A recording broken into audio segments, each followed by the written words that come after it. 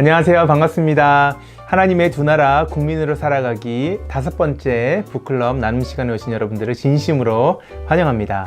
우리가 오늘도 계속해서 하나님의 두 나라 국민으로 이 땅을 살아가는 모습에 대해서 같이 한번 고민해보는 시간을 가져보려고 합니다.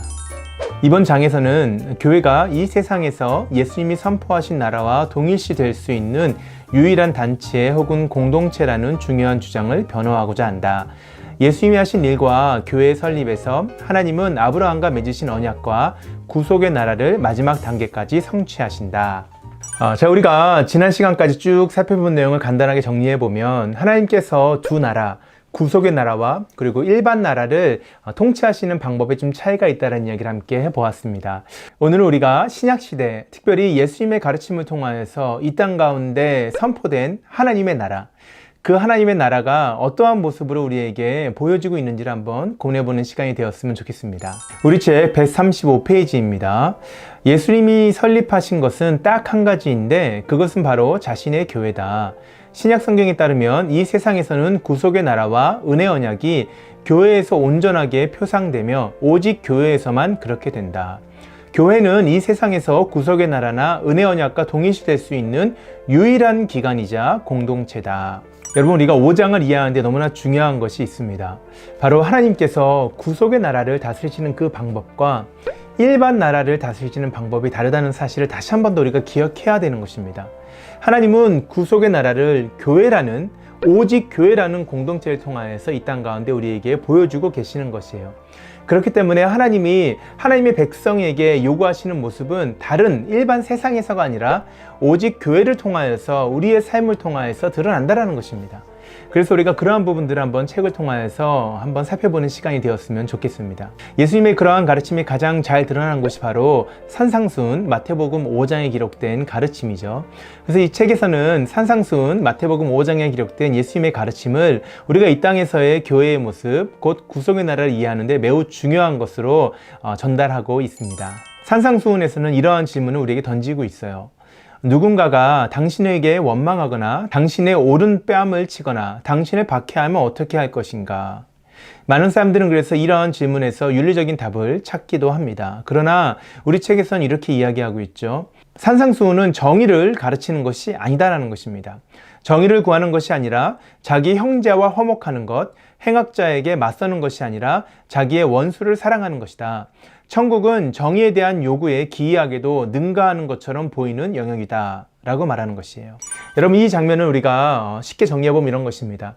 하나님의 나라가 있습니다. 그리고 그 하나님의 나라, 성경에선 천국이라고 얘기하는 그 하나님의 나라가 교회를 통하여 드러나고 있는데 그 교회 안에서 예수님께서 기대하고 또 바라시는 모습이 있습니다. 그것은 이 세상의 방법과는 조금 다른 모습이라는 것이에요. 하나님의 나라에서는 세상이 말하는 수많은 정의 또는 도덕적인 윤리적인 판단이 그대로 적용될 수 없음을 이해할 수 있어야 합니다. 우리가 하나님의 나라를 생각할 때 이렇게 정리해 볼 수 있어요. 첫 번째로 하나님의 나라는 이 세상에 속한 나라가 아니다라는 것입니다. 두 번째로는 하나님의 나라는 결코 전에는 보지 못한 새로운 무엇인가를 우리에게 제시한다는 사실이에요. 우리 책 146페이지에 이렇게 이야기합니다. 예수님의 제자들은 정의를 요구하는 나라에 들어가는 것이 아니라 충족된 정의의 실제를 누리는 나라에 들어간다는 거예요. 누군가 자기에게 악을 행하면 예수님의 제자들은 엄정한 정의를 요구할 것이 아니라는 것입니다. 그러한 요구할 특권을 가진 것이 아니라 복음을 설명할 특권을 갖는다라고 이야기를 해요. 세상과는 다른 것이죠. 그리고 전에는 아무도 경험하지 못했던 새로운 차원의 나라를 이야기한다는 것입니다. 여러분, 이게 너무나 중요합니다.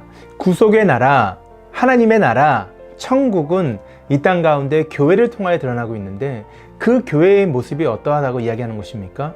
그 교회의 모습은 세상과는 다른, 세상에는 속하지 않은 모습이 되어야 된다는 것을 말하고 있어요. 그리고 더 나아가서 그 모습은 전에는 결코 보지 못했던 모습이라는 것입니다. 세상에서 많은 사람들은 나의 원수에게 어떻게 할 것인가에 대해서 복수에 대한 이야기를 할 수 있습니다. 내가 손해를 보면 그 손해를 갚아야 된다는 것, 내가 피해를 보면 그 피해에 대해서 상대방이 보상하고 또 배상하는 것이 그게 정의라고 우리가 받아들여진 세상을 살아가고 있습니다. 맞죠? 정말 맞는 것입니다. 그러나 예수님께서 말씀하시는 하나님의 나라는 그런 것이 아니다라는 것이에요. 책에서는 그 이유에 대해서 이렇게 이야기하는 것입니다. 예수님께서는 그 모든 정의를 이미 다 완성하신 나라를 세우신 것입니다. 하나님께서는 하나님을 떠났던 백성들에 대해서, 하나님의 사랑하는 자녀들이 하나님을 떠나갔을 때 어떻게 하셨습니까? 그 악행을 벌하시기보다는 그들을 위하여 사랑하는 아들을 보내신 것이었어요. 그리고 책에서 뭐라고 말하고 있습니까? 그 아들을 십자가에 못 박혀 죽게 만드는 또 다른 악행까지도 허용하셨다는 것입니다. 그 모습을 통하여서 예수님께서 우리를 대신하여서 하나님의 율법에 순종하고 하나님의 율법을 통하여서 심판을 받는 자리에 설 수 있도록 하셨다라는 것입니다. 그것을 통하여서 예수님은 하나님께서 모든 인간에게 요구하셨던 하나님의 정의, 하나님의 의름에 대해서 순종하는 자가 되어주셨고, 첫 번째 아담이 하지 못했던 일을 두 번째 아담이자 마지막 아담이신 예수께서 하나님의 법에 순종하심을 우리에게 보여주셨다는 것입니다. 그래서 하나님이 원하시는 율법, 하나님의 정의가 예수님을 통하여서 완전하게 성취된 것을 보여주는 것이죠. 그렇기 때문에 예수님은 하나님 앞에 순종하는 모습을 통하여 이미 정의가 완성된 하나님의 나라를 세우신 것입니다. 예수님께서는 이미 모든 순종이 이루어진 하나님의 나라를 이 땅 가운데 세우셨다는 것입니다. 그리고 우리들을 그 하나님의 나라로 초청하셨다는 것이에요. 그렇기 때문에 성경에서는 이러한 예수님의 공로로 인하여서 그 나라에 초대받은 우리가 그 나라를 위하여서 더 세워가야 될 정의가 남아있지 않다. 그리고 더 순종해야 될 율법도 없다라고 말하는 것입니다. 이것이 이 책에서 중요하게 다루는 부분이죠. 바로 이러한 이해가 있을 때 우리가 두 나라, 하나님의 구속의 나라와 하나님이 다스리시는 일반 나라의 차이를 온전하게 이해할 수 있다는 것이죠. 자, 그러한 관점에서 구속의 나라, 하나님의 나라에 속한 우리들의 삶에 있어서 우리에게 악을 행하는 자들에게 우리가 똑같이 악을 행하는 것이 아니라 그들을 용서하고 그들과 화해하는 것, 그리고 그들에게 있어서 정의를 실행하는 것을 포기하는 것이 바로 하나님 나라의 원리라는 것을 이 책에서 이야기하는 것입니다. 우리 책에서는 세상의 방법과 다른 이러한 모습이 우리의 삶을 통하여 이 땅에 사라질 때 우리가 세상 가운데 불편함을 느낄 수밖에 없다라고 이야기하는 것이죠.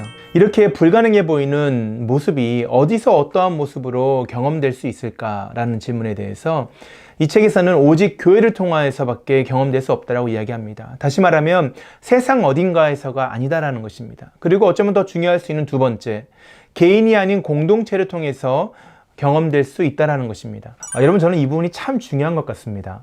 우리가 일반적으로 생각했을 때 교회에 대한 생각, 그리고 개인의 삶에 대한 생각, 또 삶이 맞닿아 있는 일반 세상에 대한 생각에서 많은 부분들이 우리가 뒤섞여 있는 것 같아요.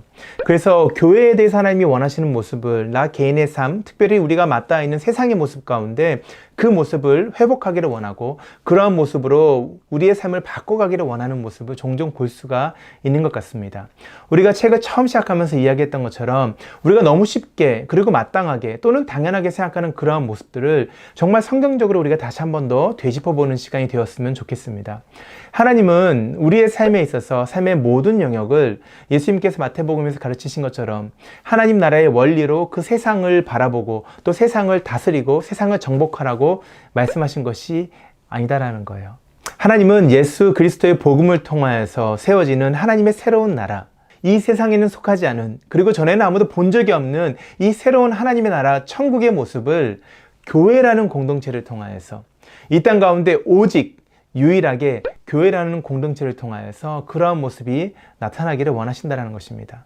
그래서 우리가 구속의 나라, 곧 교회에서 회복돼야 될 모습을 우리가 세상의 많은 영역, 정치, 경제, 문화, 교육, 이러한 다양한 영역에서 교회의 모습을 회복하기 위해서 또는 세상을 그렇게 교회화시키기 위해 살아가고 있는 것은 아닌가라는 생각을 한 번 더 해볼 수 있는 좋은 기회가 되었으면 좋겠습니다.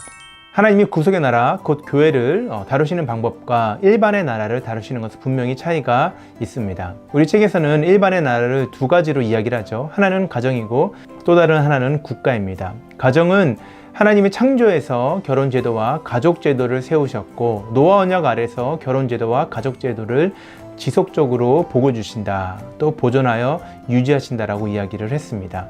그리고 국가라는 것은 하나님이 노아 언약을 통하여서 정의가 실행될 수 있도록 사회 안에서 제도적인 장치를 만드셨어요. 그것이 오늘날 우리에게는 국가의 모습으로 드러나고 있는 것입니다. 자, 이처럼 가정과 또 국가를 다루시는 하나님의 모습은 분명히 구속된 나라, 교회와는 다르다는 것입니다.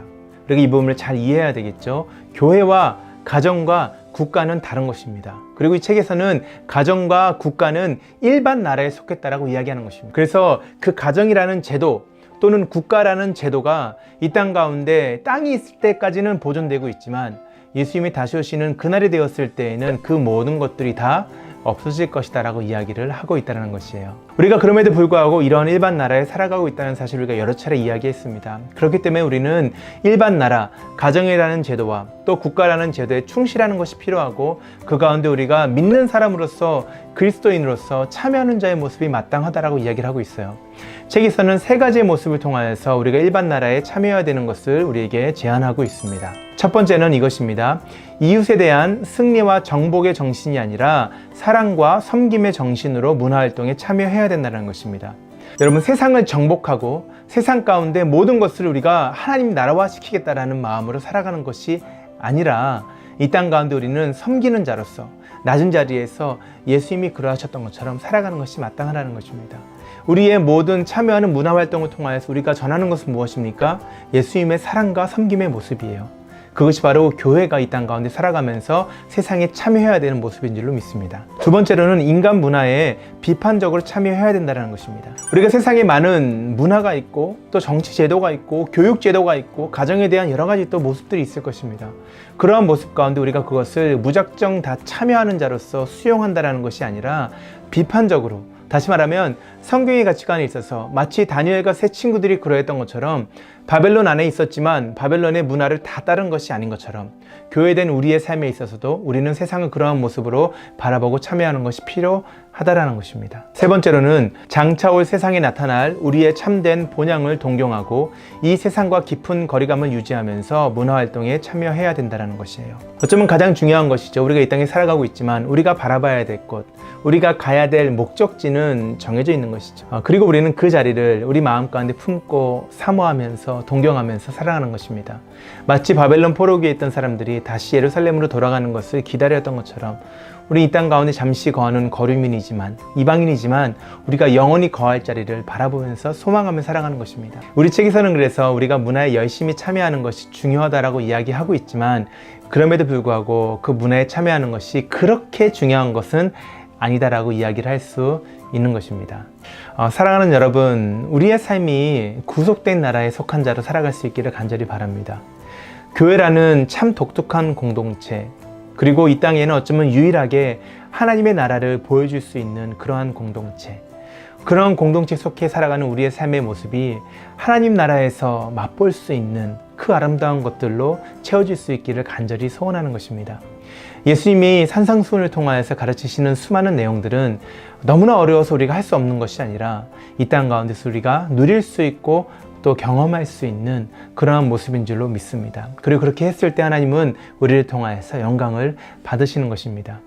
구속의 나라인 교회와 일반의 나라인 이 세상과의 차이가 분명히 있습니다. 그리고 우리는 그렇기 때문에 그 사이에서 늘 갈등하며 또 어쩌면은 힘든 싸움을 하고 있는 것일지도 모르겠습니다. 사랑하는 여러분, 한 주간의 삶이 그렇다 할지라도 우리가 구속의 나라에서 위로를 받고 힘을 얻고 도전을 받아서 세상의 나라를 사랑과 섬김으로 대할 수 있는 우리 모든 삶이 될 수 있기를 간절히 소원해 봅니다. 한 주간 승리하시고 다음 주에 다시 만나도록 하겠습니다.